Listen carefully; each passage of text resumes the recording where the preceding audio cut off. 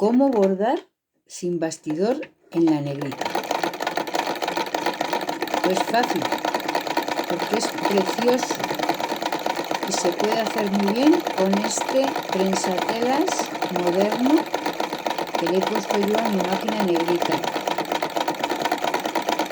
No hace falta bastidor, podéis bordar en prendas de vestir directamente sin bastidor.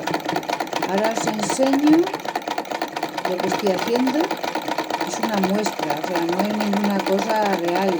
El que lo quiera bordar ya en directo en una prenda lo puede hacer más bonito y ya depende de su destreza mejor. Esto es una muestra, ¿vale?